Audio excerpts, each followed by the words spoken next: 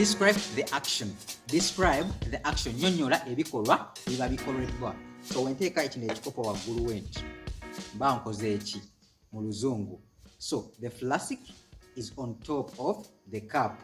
So when you use on top, something to be on top of the other. Ekintu okubeera waggulu w'ekirala. So flask eri waggulu w'ekikopo.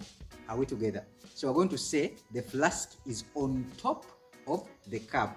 Once again, the flask is on top of the cup.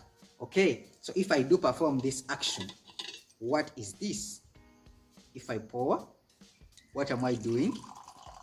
Infuka amazzi mu kikopo.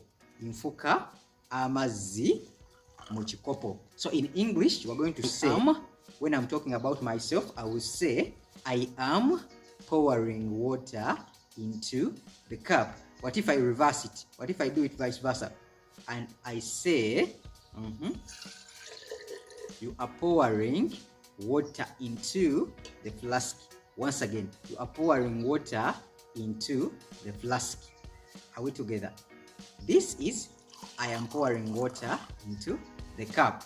If I reverse it, and it's like, I am pouring water into the flask.